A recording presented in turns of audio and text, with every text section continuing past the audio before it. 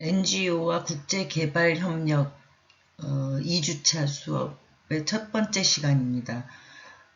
오늘은 비영리 조직, 우리가 지난 시간에 이제 NGO를 포함한 비영리 조직에 대한 기본 개념에 대해서 이제 공부를 했는데요. 첫 번째 시간에서는 그 비영리 조직은 어떤 조직들이 있고 또 그 분류를 하는 방식에는 어떤 방식들이 있는지에 대해서 이제 같이 얘기를 나눠보도록 하겠습니다. 먼저 비영리 조직을 구분하는 것 중에서 이제 비영리 조직을 분류하는 어떤 방식인데요. 우리나라에서 비영리 단체의 개념은 앞서서 얘기했지만 NGO, NPO 뭐 다 포함을 한다고 했습니다. 비영리 조직들, 단체들. 국가 자율성과 중앙 집권화의 경향이 강했다고 합니다. 우리나라에서. 그리고 또 유교적인 권위주의가 있었습니다.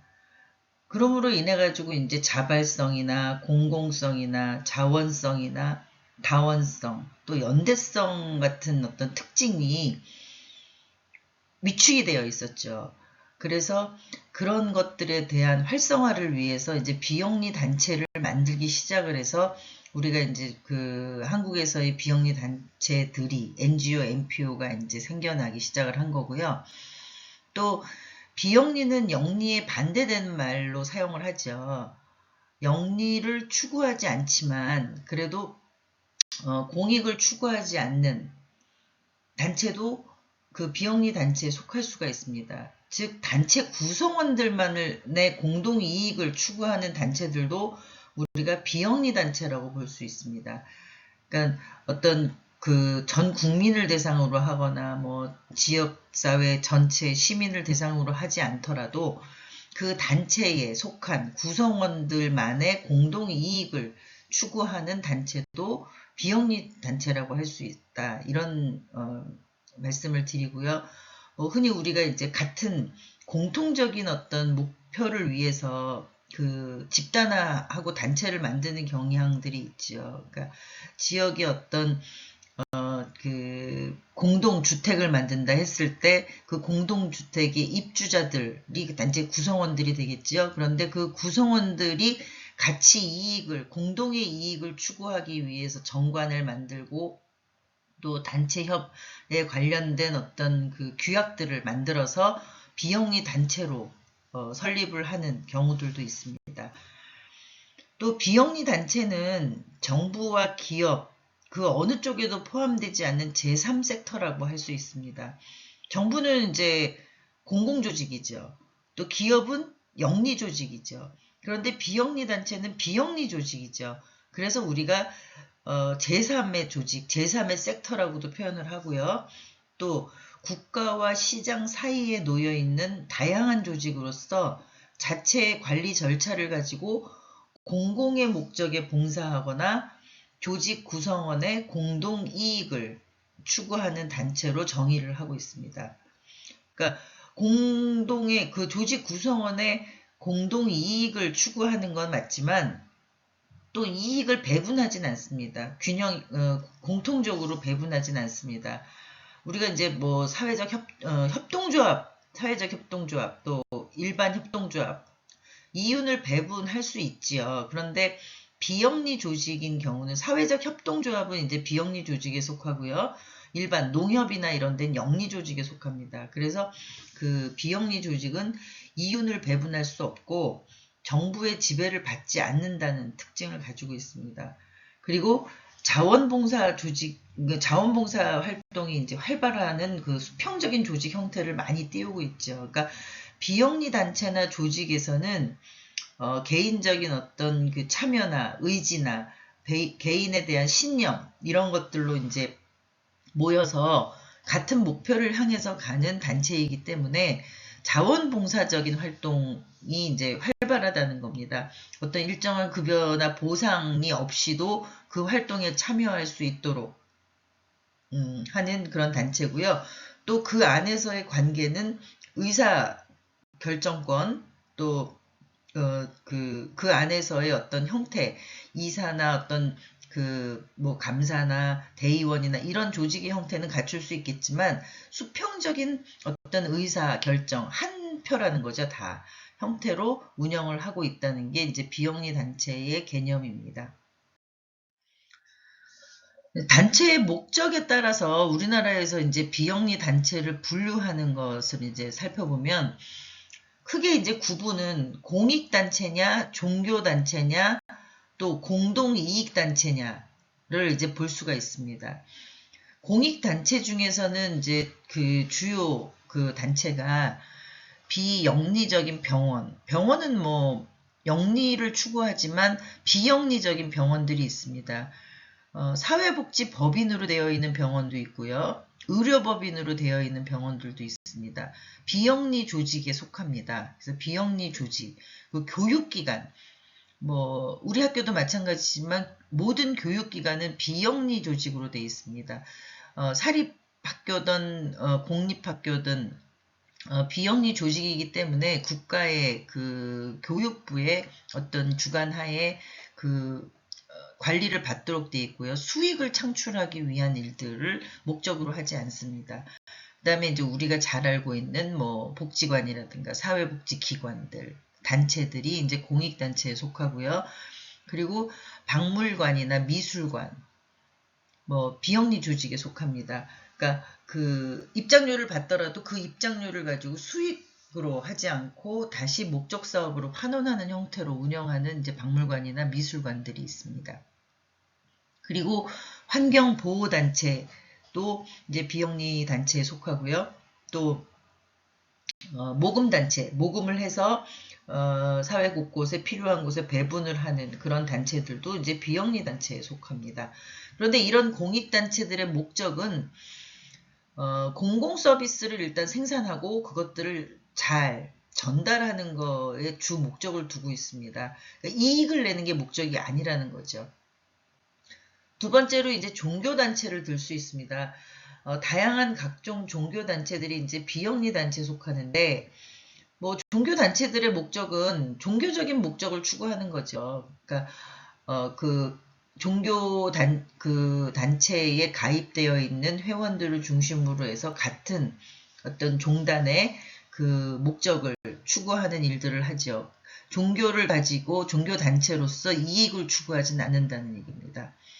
또 세 번째로는 공동이익을 추구하는 단체들이 있습니다. 전문가 단체, 뭐 우리가 많이 알고 있죠. 뭐 대한의사협회, 대한간호사협회, 무슨 건설인협회, 무슨 정보화 뭐 협회, 협의회 뭐 이런 식의 전문가 단체들.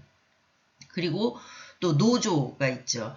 그 기업마다 있는 기업은 영리 조직이지만 기업 안에 있는 노조는 그 근로자들의 어떤 그 역량이나 근로자들의 어떤 지위 향상이나 이런 것들을 위해서 그 노력을 하는 그 집단입니다. 그 영리를 목적으로 설립되지 않았다는 것이고요. 그리고 상공회의소, 또 뭐 동창회들 많이 있죠. 뭐 초등학교 동창회, 중학교 동창회, 고등학교 동창회들 여러분들이 많이 이제 가입이 되어 있을 것입니다. 그런데 이런 모임들이 그 비영리 단체로 설립을 하고 등록을 해서 활동을 할 수 있다는 것입니다.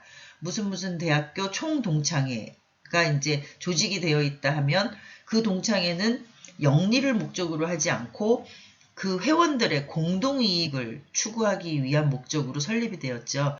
그래서 이런 단체들을 우리가 그 비영리 단체, 비영리 조직이라고 볼 수 있습니다.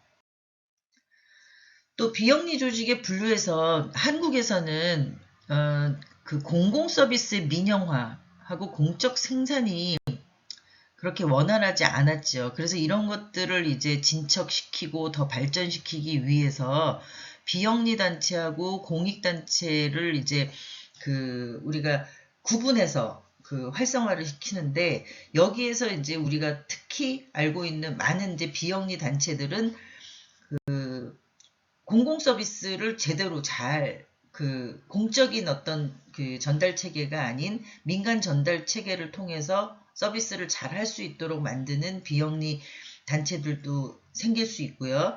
또 생산을 하는 데 있어서 이익만을 추구하는 어떤 생산이 아니라 공적 생산을 추구하는 단체들이 비영리 단체로서 일반 그 영리 단체와의 어떤 그 대척점에서 대비점에서 어떤 차이를 보일 수 있다는 거죠. 그래서 우리가 그 비영리 단체가 있고 또 공익 단체가 있는 공공의 이익만을 추구하는 공익 단체가 있는데 이 두 단체는 같다고 볼 수는 없습니다. 조세 정책에 대한 조세 정책이 다릅니다. 그러니까 비영리 단체에 대한 세법이 다르고 공익 단체에 대한 세법이 다르게 적용된다는 것을 여기서 얘기를 하고 있습니다. 공익단체는 비영리 병원의 각종 시민단체에 이르기까지 다양한 영역을 포함을 하고 있는데요. 뭐 특히 이제 의료보건단체, 교육연구단체, 아까 얘기한 대로 비영리 단체들이 조세정책이 다르다 그랬잖아요. 근데 의료 및 보건단체는 또 의료법에 의한 또 그 세법이 따로 있고 교육은 또 교육에 관련된 세법이 또 분리가 되어 있습니다. 그래서 이런 단체들이 각각이 우리가 비영리 단체의 영역에 그 포함이 되지만 어쨌든 그 비영리 단체, 공익 단체, 그 다음에 아까 얘기했던 그 공동의 이익을 추구하는 단체 등등이 우리가 이제 그 알려고 하는 그 한국의 비영리 단체 종류들에 이제 해당이 된다라고 볼 수 있습니다. 근데 공익 단체는 이제 크게 7개로 이제 구분을 하는데요. 의료 및 보건단체, 교육 및 연구단체, 또 복지 서비스 단체, 예술 문화단체, 시민단체, 종교단체, 그리고 직능 및 친목을 도모하는 단체, 뭐 아까 의사회 같은 경우죠. 앞에서 얘기한 의료 및 보건단체는 병원을 얘기하는 겁니다. 그래서 이렇게 7개 분야로 분류를 하고 있습니다. 이런 비영리 단체하고의 유사 개념, 우리가 이제 하려고 하는 그 비정부기구 NGO죠. NGO가 이제 유사 개념으로 등장을 하는데요. 비영리 조직에 다 포함이 됩니다. NGO도 NPO에 포함이 된다고 말씀을 드렸습니다. 그러니까 영리를 추구하지 않는다는 것을 전제했을 때. 근데 비정부기구는 1949년도에 유엔에 의해서 처음 사용이 됐습니다. 1959년과 1963년에 이제 개정을 통해서 유엔 헌장 제71조에 보면 유엔의 경제사회 이사회와 협의적 지위를 갖게 됐습니다. 그러니까 1968년에 이제 지금의 어떤 그 NGO로서의 지위를 갖췄다라고 볼 수 있고요. 오늘날의 NGO는 시민들의 자발적인 참여와 연대를 통해서 각종 국제적인 영역뿐만 아니라 국내 문제를 해결하는 단체로 범위하고 역할이 확대가 됐습니다. 그러니까 지금 현재 우리 NGO 같은 경우는 NGO의 구성원들은 자발적으로 참여한다는 것이죠. 뭐 일정한 어떤 급여 체계가 있다거나 노사 관리에 대한 어떤 채용에 대한 이런 절차가 있는 것이 아니라 일단 자발적인 참여 그리고 같은 목표를 향한 연대를 통해서 이제 결성이 되는 거고요. 그런데 여기서는 어떤 문제를 해결하기 위해서 모이는 것입니다. 공통적인 과제 해결을 위해서. 근데 그런 문제들이 이제 국내 문제를 넘어서서 우리가 배우려고 하는 국제개발협력 방안에 대한 NGO가 생기는 것처럼 그 범위와 역할이 점점 확대되고 있다는 것입니다. 오늘날 NGO를 좁게 보면 공공의 이익을 추구하는 이제 시민단체라고 말할 수 있어요. 작은 어떤 시민단체. 한 가지 목표. 근데 그게 공공의 이익을 추구하는 목표를 말하는 어떤 시민단체라고 이제 좁게 얘기할 수도 있고요. 넓게 보면 그 시민단체에 사회복지단체, 예술문화단체, 직능단체까지 포함해서 우리가 그 얘기를 할 수 있습니다. 근데 뭐 우리가 거듭 얘기하지만 이거 다 NPO에 속하는 거잖아요. 비영리 조직이었고 비영리 단체였잖아요. 그런데 그 중에서도 우리가 NGO라고 볼 수 있는 그런 어떤 그 단체들이 있다는 거죠. 그러니까 사회복지 단체 중에서도 NPO지만 NGO로 볼 수 있는 단체가 있고 예술문화단체에서도 NPO지만 NGO로 볼 수 있는 그런 단체들이 있다는 것이죠. 결국 이 NGO는 NPO보다는 좁은 개념으로 많이 활용이 되고 있다라는 것을 말씀드립니다. 두 번째 유사 개념은 제3섹터라는 것입니다. 아까 말씀드린 대로 영리조직, 비영리조직, 공공조직, 또 영리조직, 공공조직, 뭐 제3섹터 이런 식으로 이제 구분이 조직에 대한 구분이 있다고 말씀을 드렸죠. 여러분들이 아마 행정론이나 사회복지 행정론에서 조직 또 경영에서의 조직에서 조직론에서 많이 아마 익숙하게 들었으리라고 생각이 듭니다. 근데 우리나라에서도 이제 80년대부터 그 제3섹터에 대한 개념이 이제 활용이 됐었습니다. 그런데 90년도에 이제 지방자치단체가 이제 실시가 되면서 다양한 지역 주민의 복지 수요에 대해서 대처를 해야 되는데 중앙정부가 하는 게 아니라 지방정부가 이제 하게 되어 있었죠. 그 다음에 이제 그 지자체에 의해서 지역 경제가 활성화되고 그 지방자치단체의 재정력 확보 방안이 이제 개별화되어 있습니다. 그러니까 우리가 재정 능력 또 그 각각의 지방의 어떤 뭐 경제적인 어떤 그 지표 이런 것들이 다 다르죠. 그래서 재정자립도라고 우리 흔히 표현을 하는데 어느 지역은 재정자립도가 높고 어느 지역은 재정자립도가 낮지만 그걸 중앙정부가 일괄해서 일방적으로 통제하거나 지원하지 않지요. 이게 이제 90년대에 생긴 지방자치제도의 효과나 현상입니다. 그러다 보니까 이제 각각 자기 지역에 대한 부분들을 문제를 해결하고 경제를 책임져야 되는 그런 이제 시대에 들어온 거죠. 그래서 공공부문의 공익성이나 책임성 그리고 이제 기획력을 가지고 민간이 갖고 있는 자본이나 기술, 정보, 그 다음에 경영 기법을 어떻게 도입해서 이걸 활성화시키느냐 이런 것들이 이제 관심을 갖기 시작한 게 제3섹터 영역에서의 활동입니다.